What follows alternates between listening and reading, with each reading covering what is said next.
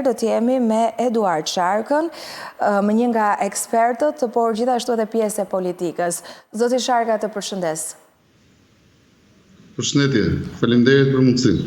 Faleminderit ju, po ideja është ta nisim direkt me atë se çfarë na ka shkaktuar kjo situata. Unë isha në Elbasan, ku në disa zona atje ka probleme, në Lushnjë po ashtu. E nisim si ekspert, pastaj t'ju pyes për atë se si duhet veprohet në të tilla raste? Dhe çfarë duhet të bëjë qeveria? Po në Lushnjë unë isha në zonën e Barbullinjës, po gati 150 hektar me pjeshka prodhimi i hershëm që del gati në 15 maj del në treg. Për 20 minuta breshër, pothuajse i kishte dëmtuar 100% prodhimin. Unë isha vetë e pash nga afër, nuk kishte lënë kokër dhe lule pa prirje. Si një dëm 100% në prodhim. Ky është një fenomen i njohur në bujqësi. Zoti Sharka, flasim pra për 150 hektar pjeshk që është shkatruar si pasojë e kushteve klimaterike, për cilat ne ju, siç e tha dhe ne e dim, përballemi her pas here, por çfarë duhet të bëjmë në të tilla raste dhe si mund të rekuperohet kjo, si mund të stimulohen fermerët? Po thoja që është fenomen që pritet të ndodhë shumë shpesh për shkak të ndryshimeve klimatike. Duaj marrë me këtë fenomen sepse thash është shkaku, është një nga shkaqet që largon fermerët nga bujqësia dhe nga Shqipëria.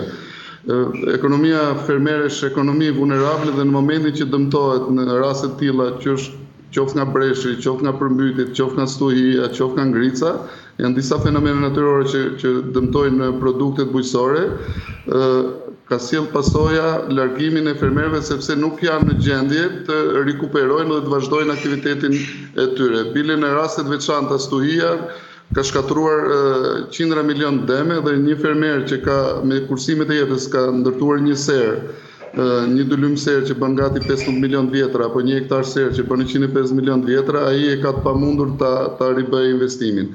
Dhe në vendet rajonit në Evropë është fenomen i trajtuar dhe është gjetur zgjidhja. Ka dy zgjidhje, ka parandalimi në rastin e breshit që jemi fatkeqësia natyrore që ka ndodhur këto ditë. Evropa financon, subvencionon mbulimin e pemëve frutore me rrjet. Tek ne nuk është bërë kjo, por kryesorja që bëhet për mos i lënë gjithë pasojën ta vuajë fermeri dhe të shputet nga bujqësia edhe nga Shqipëria është ndarja e pasojave me shtetin. Dhe ka dy mënyra. Mënyra e parë, që nuk ka lidhje me fondet shtetërore, por ka nevojë për ndihmën e shtetit, është nxitja e fermerëve për t'u siguruar në agjensitë private të siguracioneve. Tek ne, shumë fermerë kanë tentuar, kanë provuar të shkojnë të sigurohen, mirë po agjensitë e siguracioneve normal shikojnë interesin e tyre dhe sigurojnë vetëm në periudha ku risku është shumë i vogël, dhe skema nuk është funksionale sepse janë shumë pak fermerët që kanë tentuar të sigurohen, edhe për faktin sepse vetëm ata që janë munduar të marrin kredi, një nga kondicionet, një nga kushtet për të financuar kredin është dhe siguracioni dhe kjo është përvoja që dim ne. Kosova e ka zgjidhur, natyrisht vendet tjera kanë zgjidhur, duke incentivuar fermerët duke paguar primin e siguracionit. Është kjo pikërisht zgjidhja që kemi parashikuar ne në programin e Partisë Demokratike. Qeveria Demokratike do të marrë përsipër pagesën 80 deri në 100% të primit të siguracionit. Në momentin që ndodh ky incentivim, fermerët gjithë janë të interesuar të sigurohen dhe pastaj mas disa vitesh skema bëhet natyrale dhe vazhdon e funksionon në mënyrë të natyrshme, sepse duke rritur numri i fermerëve që sigurohen, pastaj skema funksionon vetë në mënyrë private. Dhe kjo është masa që ne kemi marrë. Masa e dytë që është dëmshpërblimi nga fatkeqësitë natyrore. Është një fenomen që unë në cilësinë e ish kryetarit sindikatës e kam ndjekur Serat e Lule Shtrydhës ne e zaruam si problem. Vajtëm fillimisht e Bashkia e Firit dhe kërkuam vlerësim dhe dëmshpërblim të dëmeve, sepse në ligjin për emergjenca civile të Republikës Shqipërisë, ligj që është ribërë në vitin 2019 dhe është njësuar me standardet e Bashkimit Evropian, thuhet që 8% e buxheteve të bashkive shkon fond rezervë për dëmshpërblimet nga fatkeqësitë natyrore dhe këtu përfshihen dhe dëmshpërblimet e fermerëve për dëmet që pësojnë nga fatkeqësitë natyrore.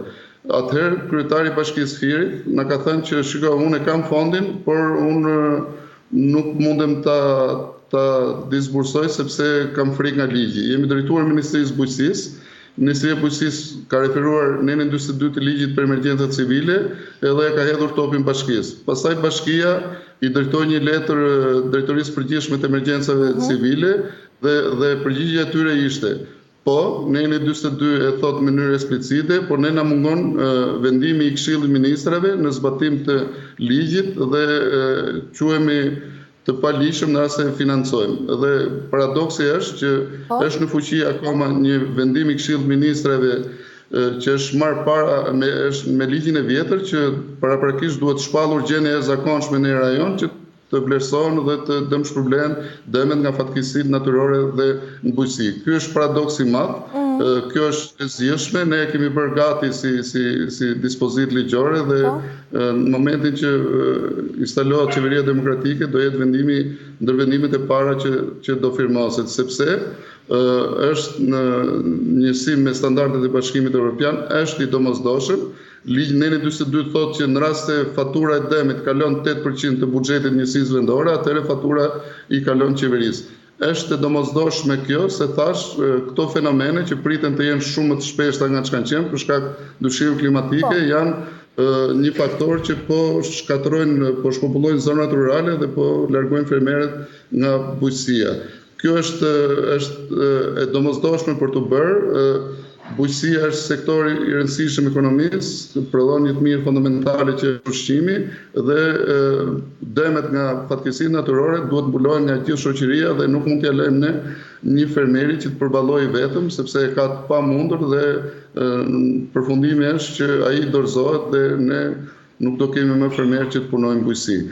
Sa më shpejt të ndërhyet në ligjin e dali vendimi i Këshillit Ministrave për zbatim të ligjit për emergjenca civile dhe sa më shpejt bëhet funksionale skema e siguracionit, atëherë ne fermerët do jenë mbrojtur nga dëmet nga fatkeqësitë natyrore, nuk do bjeri 100% pesha atyre, do jetë e përballueshme, po ju them me bindje, këtë e kam të konfirmuar nga shumë fermerë që kanë punuar në Greqi.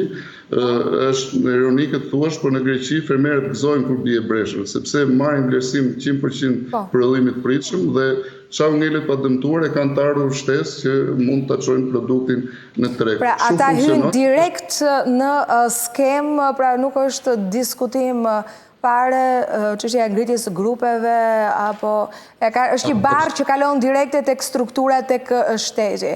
Ndërkohë në këtë mënyrë e shpesh gjithë shoqërisë fatkeqësia natyrore ndodh pra ne quhet fatkeqësi natyrore dhe duhet ta përballojmë gjithë peshën në rast se do të kemi drejtësi sociale apo ku them unë shoqëri drejt, sepse në fundit po i lëmë një anë këto sepse jemi larg këtyre argumentave, por na duhet bujqësia, na duhet si sektor, na duhet ushqim për popullatën. Prioritete ka politika dhe ku do që ta çojë.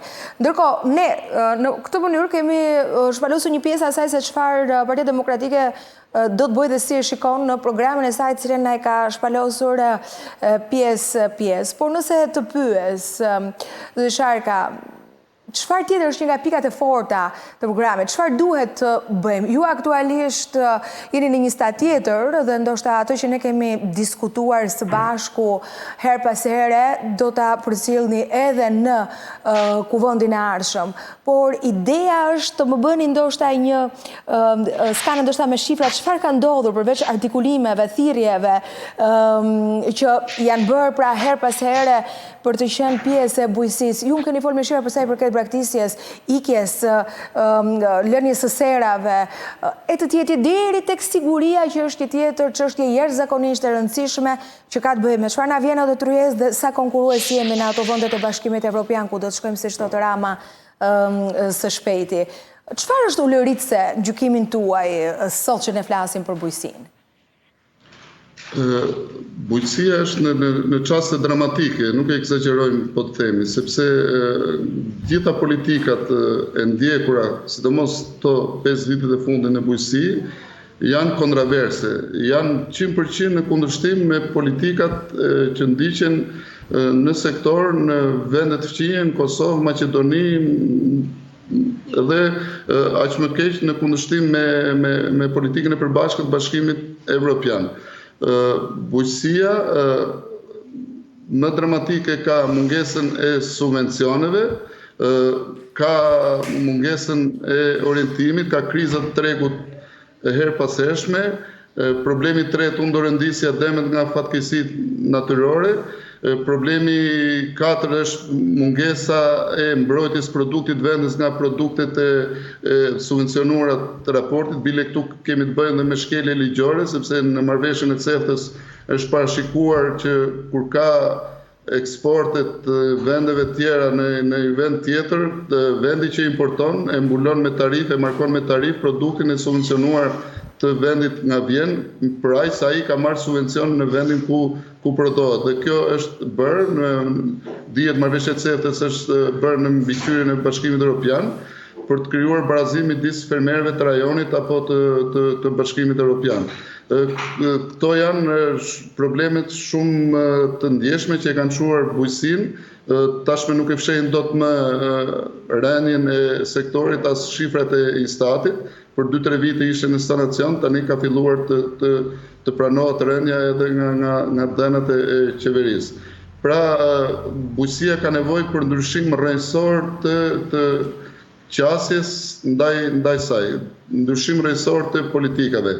Ne jemi 5 herë më pak subvencionime nga rajoni, kemi bujqësi në kaos total, të pa orientuar. Ne vërtet jemi në ekonomi tregu dhe është mekanizmi i kërkesë ofertës që përcakton mirë, por bujqësia është pranuar nga gjithë teoritë dhe është thelbi politikës përbashkët agrare të Bashkimit Evropian, që është politika më e vjetër funksionale në këtë institucion, që thotë bujqësia orientohet. I vetmi që ka mundësi të bëj studim tregu dhe orientim të fermerëve për çfarë duhet mbjellim. Bjem dakord, besoj Sharka që programet janë të lodhshme, por ne përpiqemi që janë teknik, por ne përpiqemi që t'i sjellim, besoj, në mënyrë më të thjeshtë edhe të prekshme. Po. Unë përëndis pikat jo teknike që janë një ndryshim thelbësor i politikëve. E para, qeveria do marrë përsipër të orientojë, dhe marrësh përsipër të orientosh fermerët çfarë duhet mbjellin, është thelbi i qeverisjes në bujqësi. Tu fillon. Nuk e kemi patur asnjëherë këtë lloj impenjimi, kemi pas vetëm planin kombëtar të mbjelljes së ullirit, mirë po u ndrua qeveria dhe doli ministrja dhe tha kush u tha të mbjellni ulli. Duke marrë përsipër të orientosh, ke marrë përsipër dhe shitjen e prodhimit, që nuk do të thotë që do shesi qeveria prodhimin e fermerit, por do të thotë që qeveria krijon kushtin e treg, që tregu të përthith produktin dhe mos kemi kriza tregu. Ka dekada në Evropë që nuk ka kriza tregu më, sepse janë ndërthurur instrumentat që garantojnë sigurinë e fermerit për të pasur të ardhurat drejta. Përveç orientimit është dhe incentivimi i industrisë agropërpunuese, kur produktet e fermerit nuk i absorbon tregu të freskët, atëherë shkojnë në industrinë agropërpunuese dhe kemi raste në Maqedoni, në vendet e rajonit, kur edhe sepse nuk e jep dot industrisë agropërpunuese me zor, nuk e detyron dot në sistemin ekonomik që ne kemi zgjedhur ta blejë fermerit, por shteti i paguan faturën dhe ja jep falas industrisë dhe vitin tjetër industria ka krijuar treg dhe rritet interesi për blerë produkte fermerëve. Ky është instrumenti, politika e dytë kryesore, ndryshimi madhërisor është arritja e nivelit subvencionimit në nivelin e mesatarës së rajonit. 3.5% buxhetit shtetit do të shkojë për Ministrinë e Bujqësisë. Unë kam qenë një nga artuesit e programit dhe unë nuk kam qenë dakord me këtë, sepse kam pas parasysh faktin që në vendet e rajonit ku bujësia merr 3.5% buxhetit shtetit, jep 10% në kontribut në GDP-n e këtyre vendeve, kurse tek ne jep 18 deri 20 dhe do të kishte raport, do të kishte përqindje më të lartë, duke u përshtatur kontributit rëndësisë që ka sektori për kontributin që jep GDP dhe për punësimin që realizon. Punëson gati 35 deri në 40% forcës së për punë në Shqipëri. Ky është ndryshimi i madh rrjedhor. Ndryshimi i tretë që është brenda këtij dytit është mënyra e subvencionimit.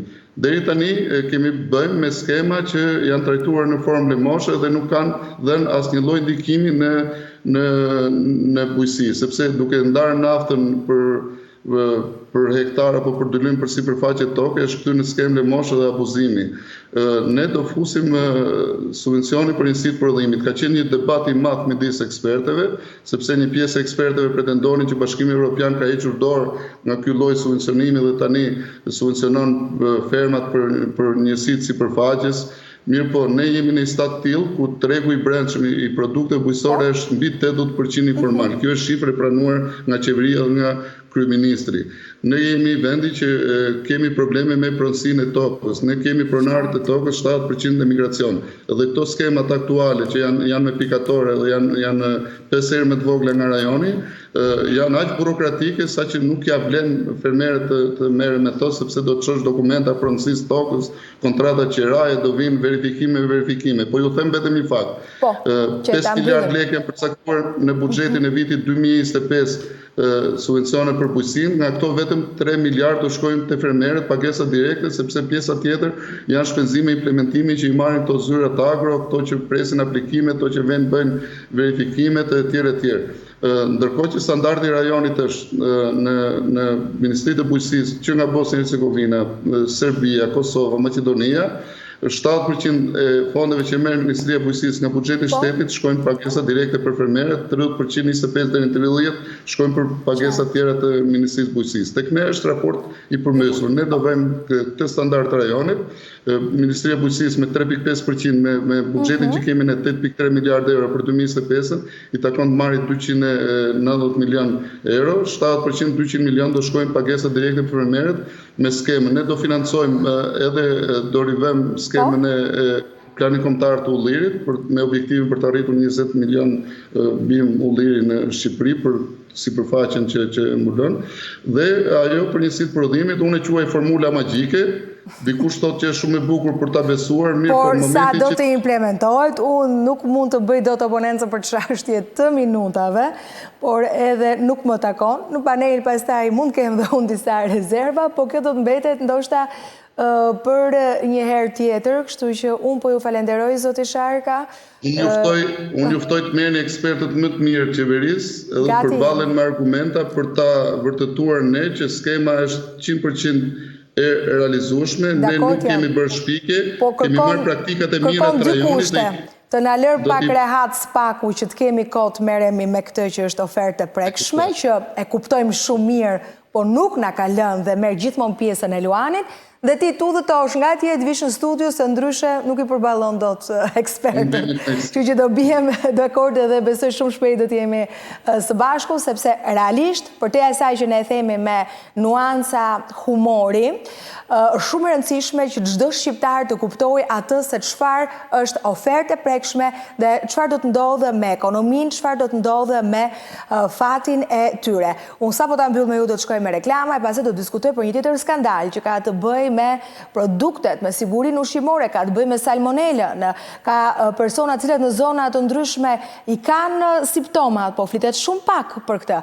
Kështu që të falenderoj që mos marr më minutat, ja prioritet edhe kësaj çështje, të përshëndes duke lënë të hapur atë që tham pak më parë. Punë të mbarë, Sharka. Unë falenderoj për mundësitë që më dhat. Faleminderit shumë.